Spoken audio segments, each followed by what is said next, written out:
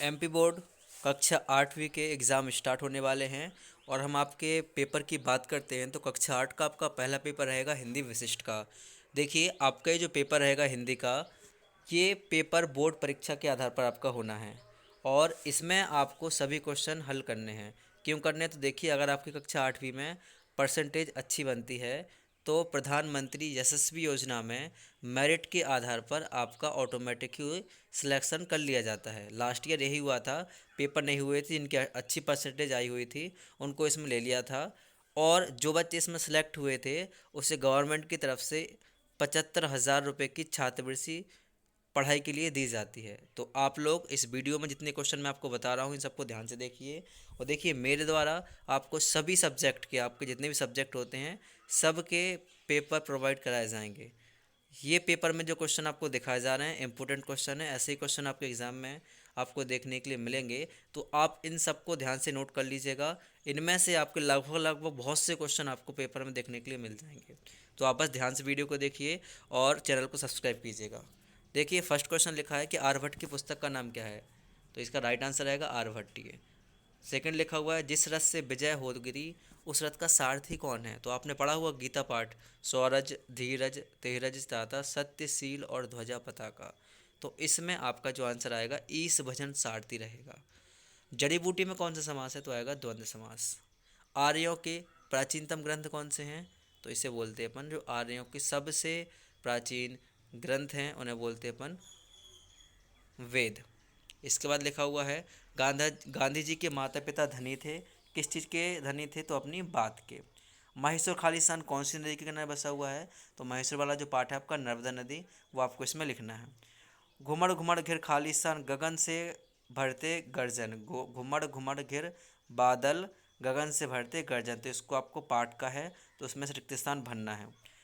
इसके बाद question answer आपका आता है नहीं, इसके बाद देखिए आप क्वेश्चंस आपके यहाँ पे रहेंगे और हाँ, चौपाई छंद जो है वो मात्रिक छंद है। इसमें चार क्या होते हैं? तो आंसर में लगाना आपको चरण। देखिए चौपाई में चार चरण होते हैं और दोहा में भी चार चरण होते हैं। चौपाई में क्या होती है? सभी मात्राएं 16-16 आती हैं सभी में, ठीक है। और जो दोहा रहता है उसमें पहले और तीसरे चरण में 13-13 और दूसरे चौथे चरण में 11-11 मात्राएं आती हैं। अगला क्वेश्चन है कि गुप्त वंश का राज्य काल भारतीय इतिहास में किसके नाम से जाना जाता है? तो गुप्त वंश का जो शासन काल है उसे अपन स्वर्ण काल के नाम से भी जानते हैं। गीता में कुल कितने श्लोक हैं? तो इसके आपको श्लोक जितने भी हैं आपको लिखना है कि गीता में कुल कितने श्लोक हैं, ये सभी बच्चों को आते हैं। अब बी वाला क्वेश्चन लिखा है कि रैदास के प्रभु यदि चंदन है तो रैदास ने किसका प्रतीक बताया है? तो है एक उदाहरण लिखा हुआ है आपकी किताब में, प्रभु जी तुम चंदन हम पानी। तो इसका आंसर क्या लिखना है आपको? रैदास जी ने स्वयं को पानी के समान बताया है। उपमेय और उपमान में क्या अंतर है? तो उपमेय क्या होता है? तो यदि हम किसी वस्तु की तुलना करते हैं तो जिस वस्तु से तुलना करते हैं उसे बोलते हैं अपन उपमेय, और जिसकी तुलना की जाती है उसे बोलते हैं उपमान। तो उपमेय में किसी की तुलना की जाती है जबकि उपमान से तुलना की जाती है। हास्यरस का उदाहरण लिखना है तो हास्यरस के बहुत सारे उदाहरण हैं। हास्यरस का जैसे आपका उदाहरण रहता है बुरे समय को देख के गंजा तू क्यों रोए, किसी भी हाल में तेरा बाल न बाका होए, ये याद कर लीजिए। या फिर बंदर ने कहा बंदरिया से चलो नहाए गंगा, वो वाला कोई भी एग्जाम्पल कर लीजिए। देखिए हास्य रस के अलावा आपका वीर रस भी होता है, तो बुंदेल और बोलो कि मैं हमने सुनी कहानी थी, ये वाला कर लेना आप, एग्जाम में आएगा। अगला लिखा हुआ है कि ई वाले क्वेश्चन में निम्नलिखित छंद में मात्राओं के चिन्ह, ये जो चिन्ह यहाँ पे दिया गया है संस्कृत का, इसे आ पढ़ा जाता है और इसे दो गणित में दो लिखा जाता है। अंकित कर तथा मात्रा गण का छंद का नाम लिखिएगा। इसमें कौन सा है? रावण रथ व्रत रघुवीरा देख विभीषण भयउ अधीरा, अधिक प्रीति मन भा संदेहा बंदी चरण कहे सहित स्नेहा। तो ये तो आपकी चौपाई है, ठीक है। चौपाई रहेगी ये, तो नीचे का लिख देना आपको, इसका आंसर में चौपाई लिख देना है। और आपको अगर इसका गिनती करना आता हो तो गिनती लिख देंगे तो अच्छा रहेगा, नहीं तो आप केवल चौपाई लिख दीजिए, आंसर इसका आ जाएगा, ठीक है। फा वाला क्वेश्चन रहेगा, बैठ कर खड़े होकर और पीठ के बल लेट कर किए जाने वाले एक आसन का नाम बताइए। बैठ कर कौन सा करते हैं आप? तो ध्यान आसन होता है। खड़े होकर कौन सा करते हैं आप? तो खड़े होकर के कोई भी एक आसन का नाम लिखिए। पीठ के बल पर्वतासन हो जाएगा, तो इनके आपको नाम लिखने हैं। भुजंगासन।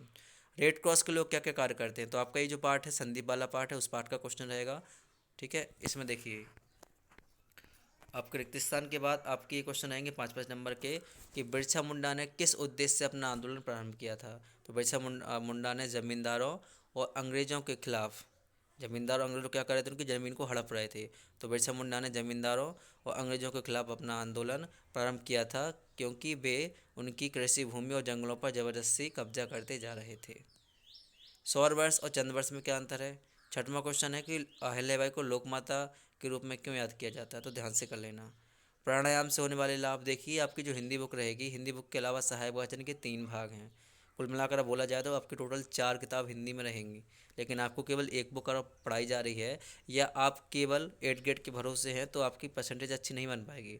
8 ग्रेड के साथ साथ आपको आप योग अभ्यास, महात्मा गांधी और नैतिक मूल्य की पुस्तक जो रहती है आपकी, उसके बारे में आप क्वेश्चन आंसर याद से कर लेना। लिखा है कि गांधी जी प्रार्थना करना क्यों आवश्यक मानते थे। आप देखिए एप्लीकेशन आई हुई है कि आपको टीसी की एप्लीकेशन लिखनी है कि आपके पिताजी का स्थानांतरण इंदौर शहर में हो गया है। तो आप जो भी शहर लिखते थे कि आपका एक स्थान से दूसरे स्थान पर हुआ है, तो दूसरे स्थान पर आपको इंदौर लिख देना है।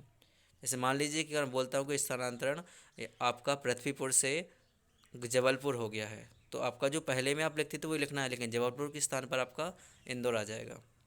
या फिर आपको अपने मित्र को एक पत्र लिखना है कि पढ़ाई अच्छी चल रही है उसी के बारे में। अब ये आपकी संदर्भ प्रसंग व्याख्या है, 7 नंबर में आएगी। तो आत्मविश्वास की सबसे बड़ी दुश्मन क्या है, दुविधा। तो सबसे पहले लिखना आपको संदर्भ। संदर्भ में क्या करना होता है आपको, तो सबसे पहले लिखना होता है पाठ का नाम।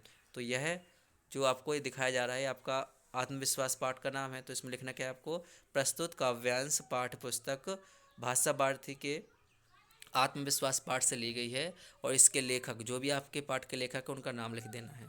प्रसंग में लिखना है, इसमें मनुष्य के आत्मविश्वास के बारे में बताया गया है, और व्याख्या में इसका आपको वर्णन कर देना है। इसके बाद हम देखते हैं तो आपके यहाँ पे क्वेश्चंस में आपका एक व्याख्या आएगी पद्यांश की। जाऊ कहाँ तजी चरण तिहारे, काको नाम पतित पावन जग, कहे अति दीन प्यारे। ये आपका रामायण की जो पाठ है उससे है। नीचे लिखा रणभेदी सुन सुन विदा हो रही, मतलब इसकी भी आपको संदर्भ प्रसंग व्याख्या करनी है। ये क्वेश्चन भी आपका 7 नंबर का आएगा।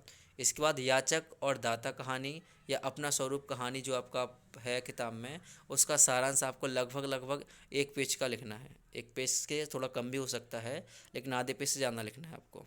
सारांश का मतलब होता है कि पूरी स्टोरी को आपको शॉर्ट में समझा देना है। जैसे याचक और दाता जो कहानी है उसको समझा दीजिए, या फिर किसी और कहानी को आप समझा देना। लास्ट में लिखा है आपका निबंध। तो निबंध आपको लिखना है स्वच्छ भारत, खेलों का महत्व, मेरी साला, मेरा ऐसी हो, या मेरा गाँव। तो मेरी साला पे लिख सकते हैं, मेरा गांव पे लिख सकते हैं। देखिए निबंध जो आप लिखते हैं तो निबंध में आपको पॉइंट डालकर 1 नंबर 2 नंबर डालकर नहीं लिखना है। आप तो एक साइड जैसे लिखते थे वैसे आप पूरा लिखते जाइएगा। बाकी नेक्स्ट ईयर जब आप 9th क्लास में पहुंच जाएंगे तो वहाँ पर आपको फिर निबंध में प्रस्तावना या उसकी कुछ विषय यानी इनकी हेडिंग डालकर लिखना पड़ता है रूपरेखा के साथ में। तो आप इन सबको कीजिएगा। बाकी नेक्स्ट पेपर का वेट कीजिए, वो मेरे द्वारा यहाँ पर आपको प्रोवाइड कराया जाएगा।